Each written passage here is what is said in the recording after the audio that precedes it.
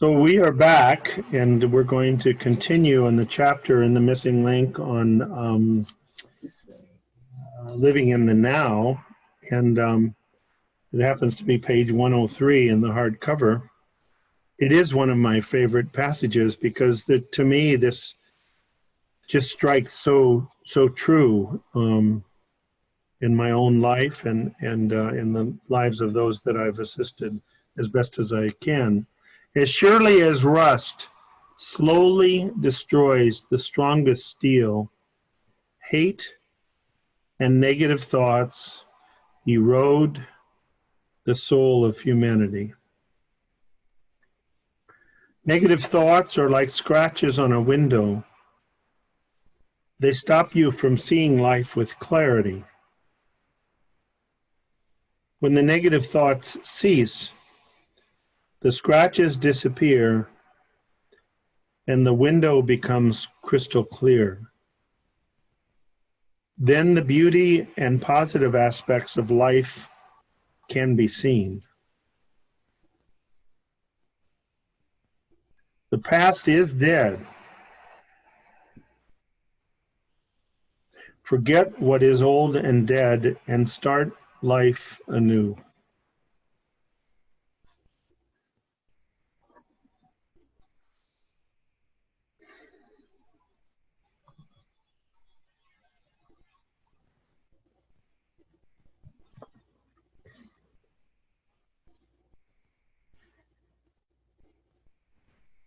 You know, I've always thought it was interesting that Sid put hate and negative thoughts together, you know, as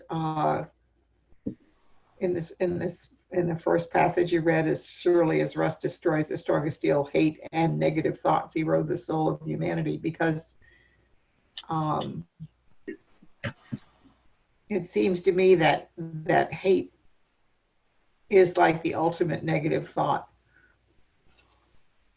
You know, it's like that's the feeling that comes with with deeply negative thoughts. Is, you know, it's whether you hate life or hate yourself or hate something, or, you know, it kind of encompasses all of it. And I think it's people don't realize how powerful, you know, how that. I mean, I'm seeing it now in the world, you know, where there's a lot of hatred. And certainly in this country, but all over the place, and that is it does erode the soul. It does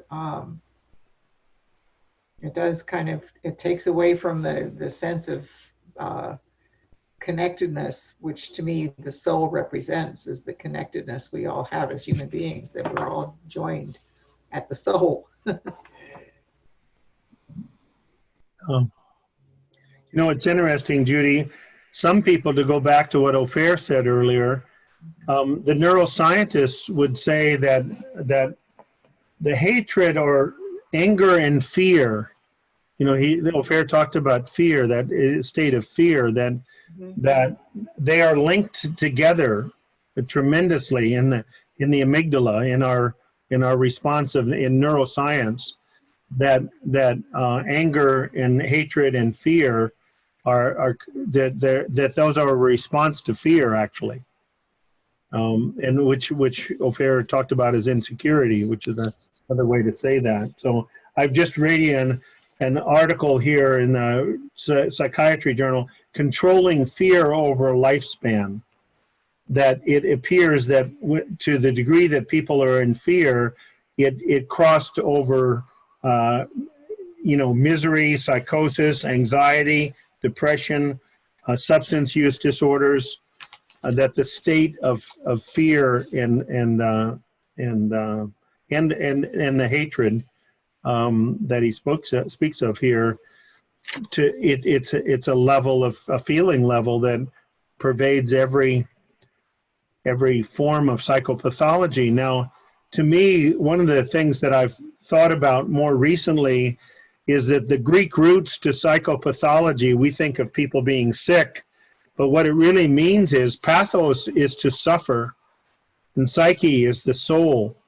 So if somebody with psychopathology is a suffering soul, a suffering mind, the suffering non-physical aspect of the human being. And anyway,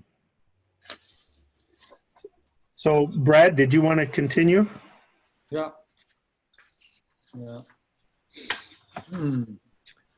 Discard the restless, haunting ghosts of yesterday and set yourself free to live the beauty of today. Change the pattern of your thoughts from negative to positive. Automatically, the condition of your life will change for the better. Yeah, this is a big one for me, especially, to change your pattern, the pattern of your thoughts from negative to positive. But the more I keep looking in this direction with this work, the more I see just that I'm aware that I'm caught in that thinking, that I'm having the negative thoughts. That awareness is now, is just enough to start it to shift. It shifts automatically, right, which I really, really love.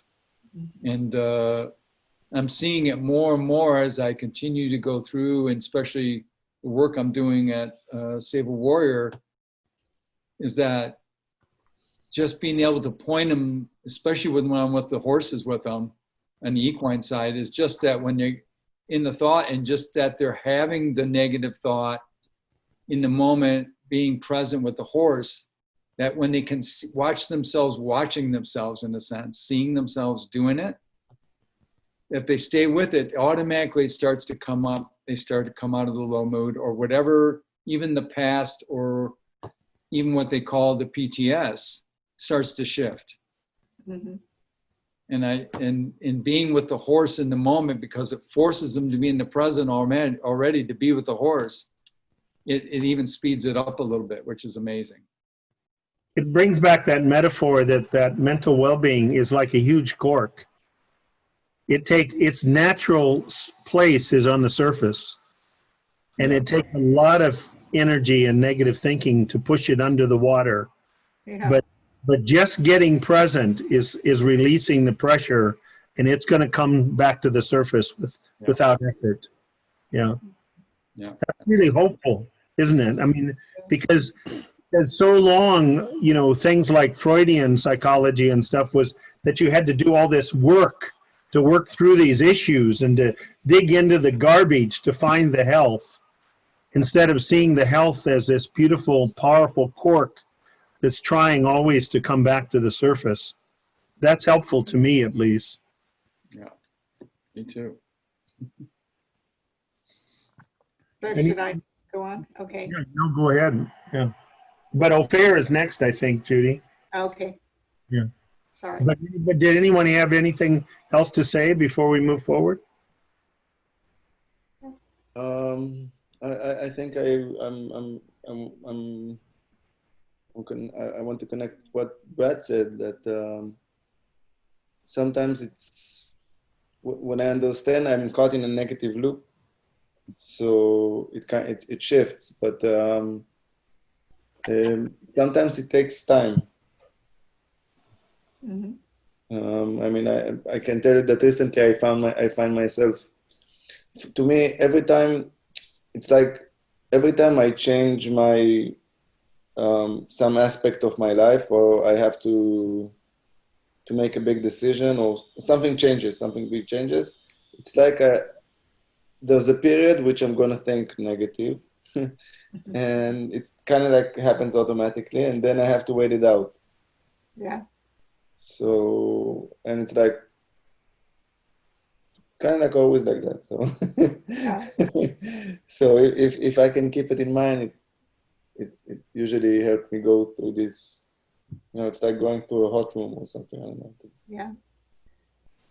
But don't you think it's knowing that you can wait it out and it will pass is the key, as opposed to thinking, oh no, now I'm, something terrible is going wrong and I'll never get over this, Sometimes I just, sometimes I'm tired of waiting it out, so I just make decisions, Yeah. based not on my thinking, you know what I mean? It's okay. I'm in a negative, I'm in a negative thought, and it's not going away, so I'm just gonna decide that even though I can't see it at the moment.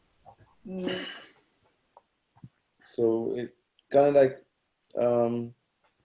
it's like if you can see the illusion of it, you don't always have to wait for the insight. You can start moving in the right direction. And do the best you can if you have to. Yeah. Yeah. Yeah. You know, I say this silly metaphor, not to lessen anybody's experience, but sometimes they found it helpful. I tell people, you know what the pediatrician told the mother whose child had swallowed a penny? He said, "This too shall pass." So if we can remember that, it might bring a smile to you. Remember that this too shall pass. Judy, did you want to go forward? I think it's Ofer's turn. Yeah. Yeah, Ofer, it's your turn. My turn, okay. So just as the gardener rids a garden of unwanted weeds, we must rid our minds of pernicious thoughts, which like weeds crowd out the beauty from our minds. I call the process of casting away negative thoughts a spiritual mind treatment. Our thoughts are our guide. A good guide navigates through the maze of life by following the pathway of love and understanding. That's another really deep one. Mm. Yeah. You know, Bill made a little video. It's actually in my veterans course on love and understanding. And he happened to make it while I was with one of the veterans groups. I just, you know, Zoomed Bill in and said, you know, could you talk about this? Because I think, you know, the people really want to know. And it was interesting because one of the veterans in my group said, you know, it never dawned on me that love without understanding could take you nowhere. You know, it could just be a nice feeling that comes and goes. That love and understanding, he really saw the connection. Mm. And I think a lot of people have talked about that, because it kind of caused me to stop and think, you know, and say the answer is love, but love without understanding is a nice feeling, but it may not give you the answers. And it's even harder to access that love without understanding. Right.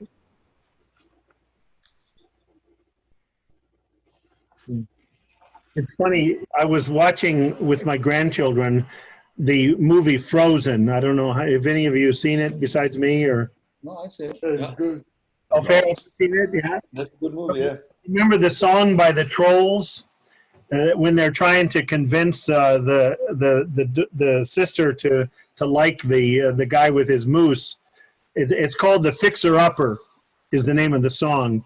But one of the lines in there, I think, is profound, that these 40 little round green trolls are singing, and they say, "Nobody makes good decisions when they're angry, scared, or stressed." I'm going to have that in a chapter of my book, and I'm going to give them credit. The trolls. But what it says then after that is, if you throw a little love at it, and we're all fixer-uppers, but if you throw a little love at us, it can do wonders. Yeah. And it's a powerful, I mean, I just, that is a powerful statement. It kind of sustains the notion that the truth is everywhere, even with the trolls. It really is, and I think this is worth saying here. It reminds me of somebody that both Judy and I knew who has passed. Her name was Sue Odom. Oh yeah. She worked with me, and she was wonderful. And Sue was one of the first nurses back in 1982 or 82, 83 that was working at a VA hospital in the intensive surgical unit, and the nurses on the unit were stressed out, and they felt justifiably so because of their work, and they were drinking too much and arguing and fighting with each other and making medication mistakes and all kinds of things, so that Dr. Rick Suarez, one of the early PhD students of this understanding, was asked to come do a group for them. And he told them in the first group that their stress was not coming from their job. It was coming from their thinking. And she was so pissed that Yeah. that night, she found, it took a lot of work to find his home phone, but she did what it took.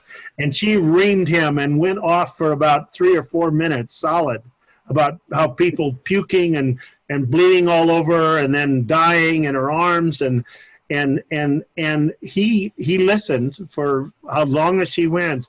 And then he said, you know, I know that that's the way you see it right now. I'm just asking you to continue in the group and to listen. That's all I'm asking. And she said within about 6 weeks, 4 to 6 weeks, instead of dragging herself the 3 block to her home, she lived close to the VA hospital, she literally at times felt like her feet were not touching the ground. Mm-hmm. Because she had the same job. Nothing had changed externally, and yet her experience of what a privilege it was to be with people the last moments of their life. The whole experience changed. And one of the things that made me think of the fixer-upper was that one of the fixer-uppers in her experience was an arrogant surgeon who would come in yelling and screaming and disrespectful and et cetera. And what she saw was a lost person, a person in pain.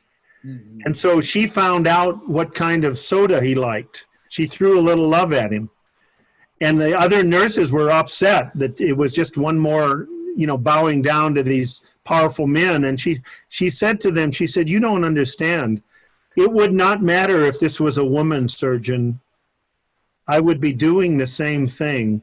Because what I see is a human being in pain. And anything I can do to lessen his pain, I will do it. And so it doesn't mean that I think it's right what he does, and I'll talk to him when I can. And the next time he walked in, she greeted him with a Diet 7-Up. And miracles happened. I'm sure it was the way she was too.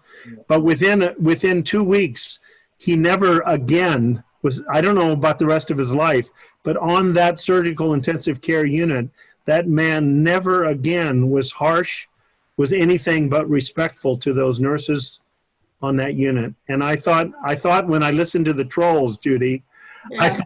I thought of a memory from 30 years ago that they threw a little love at him. Sue threw a little love at him. And it doesn't always happen, but it certainly did then. It's an interesting thing. Sue worked at a hospital in Bradenton for people that were, I don't know what you'd call it, comatose, but alive, but they were never going to come out of it. Rita Schufer, right? With the no, Rita Schufer did for people that were in the Tampa hospital, but Sue worked in the one in Bradenton. Oh, okay.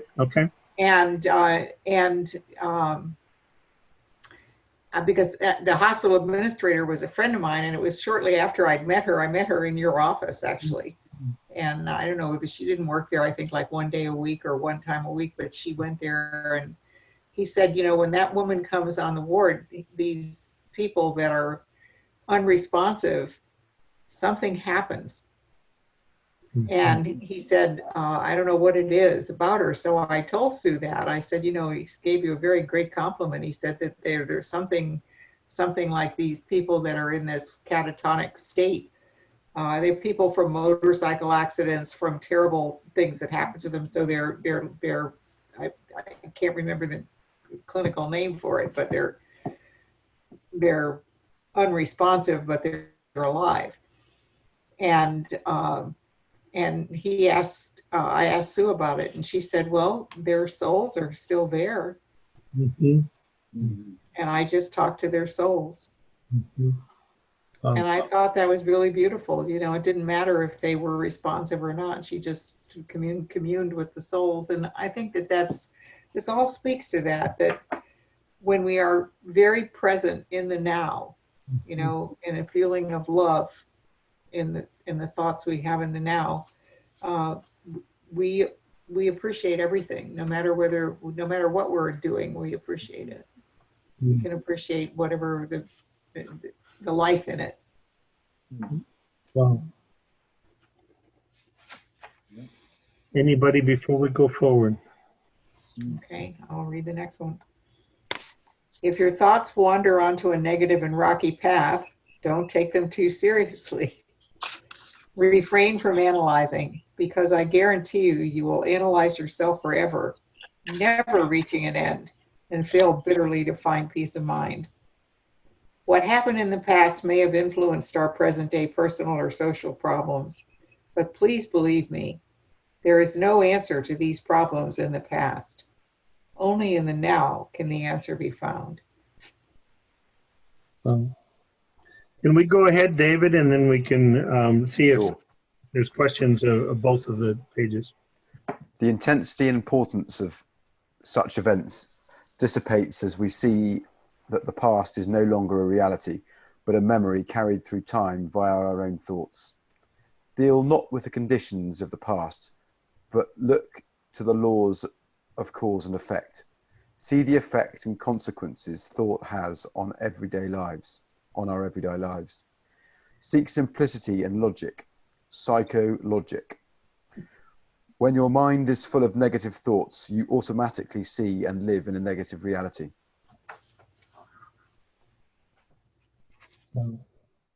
Anybody have thoughts about either of those two pages that they want to share? Powerful as always. I think this part about refrain from analyzing, because I guarantee you will analyze yourself forever, never reaching an end and fail bitterly to find peace of mind. I mean, I think this one, especially been thinking, if we could just put more thinking onto it, we would somehow get an answer to it. Right. We would find a way, and then realize that we're just on this hamster wheel, Right. continuously working it, trying to figure it out, especially I get to speak for most men with PTS that I work with.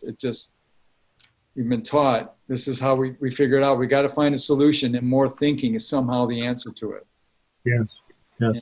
And pointing them to a different direction, to look in a new direction on that, just to let your thoughts settle and see what the wisdom's going to come through to you. I mean, in finding this thing about peace of mind, he says it right there, peace of mind, which almost all these men and women that I work with, that's really what they're looking for. It's just peace of mind. That's what every human being, I think, is looking for. Yeah. Yeah. Yeah. From the trainings that I did, even with LifeSpring, that at the end of this one process, it was called, "What do you want?" And at the end of it, people would have tears driving down their cheeks. And from Tokyo to San Francisco to Los Angeles to Phoenix to Denver, all I heard every single time was, "I just want to be at peace." Yeah. I just want to be at peace. You know, I self-admittedly have been mischievous all my life, and so I always tell people I earned every spanking I ever got, you know. But when I would do this in group where we would take turns, whenever it came to this page, maybe I've shared this, but I'd raise my hands and say, I'll take this page. So I'd say, if your thoughts, you might look at the thing, if your thoughts wander onto a negative and rocky path, fight them like hell. Distract yourself in any way you possibly can. Try really, really hard to think positive thoughts. So that's what I would read. So then I would. I've seen him do it. What? I said, I've seen you do it. Yeah, you've seen me do it. And people would say, what? And I'd say, what's wrong? And they'd say, well, that's not what my book says. And I say, well, what does your book say? And they say, well, my book says, if your thoughts wander onto a negative and rocky path, don't take them too seriously. And I go, man, that sounds like a lot better than my book. I must have an old edition. So I'd be looking back here, and somebody would always come up and grab my book and read it and say, his book says the same thing. So true. my point, besides being mischievous, is that until I met Sid Banks on April Fool's Day, 1983, that's what I had done for 41 years of my life. Like you said, Brad. And I've worked with enough women, and I know Judy has too, that I don't think it's sex dependent. Yeah. No, it isn't. Right. We've been taught to try to do it ourselves. You know, even God helps those that help themselves. And if all I know to do is to analyze, then that's what I'm like the going to a construction job and opening my construction and only having a hammer or a saw. You know, if I only have one tool, that's the only thing I'm going to use. Yeah. So anyway. Yeah. You know, I worked with a woman at a group I was doing for veterans with PTSD, and she was a veteran, and her PTSD was the result of the fact that she had been raped twice by two different superior officers during the course of her time in the service. And then she was offered the opportunity to leave, not with a dishonorable discharge, but with one of the neutral ones where it's neither positive nor negative, you just leave. And she was very upset because she wanted to make the Army her career. And she had joined with the idea of staying.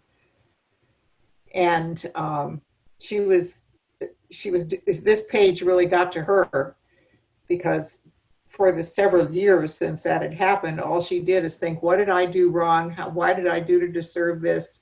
How did they get away with it? What should I have said? How could I have done something different? How could I, you know, it was all about trying to relive that experience and figure out the way to do it right. And she read this and she said, I realize now that it wouldn't make any difference. Even if I did figure out a way to do it right, I can't redo it. Right. You know, she realized it was just a complete waste of time to be spending all this time trying to relive that. A lot of people have done that, you know, with terrible traumatic experiences in their life, and thinking, oh, what if I'd done this? What if I'd done that? Well, what difference does it make now? It doesn't help. And this was the page that turned her around. She suddenly realized the answer is not in the past. It doesn't make any difference how many times I relive that. Only in the now can the answer be found. And in the now, the answer she found was, I have to let go of it and create a new life. And I think some of that stems from people thinking, if I can find the answer back then I will prevent it from happening again in my life. And instead of, well, what the principles offer is that if you learn how to live, to be in the present moment with a quiet mind, you will have access to a wisdom beyond your intellect. Right. To a divine, whether you want to call it the divine thought system or mind or whatever, but there's that you don't have to fear anything if you're in the present moment. You will be guided. You will be given what you need. David, I'm aware of our time. We're coming up on 30 minutes, and I wondered if you wanted to read the last page and then see if we have any comments. I can do. It might be a bit greedy, Bill, because I just did the last one. I think this one's your page if you want it. Okay.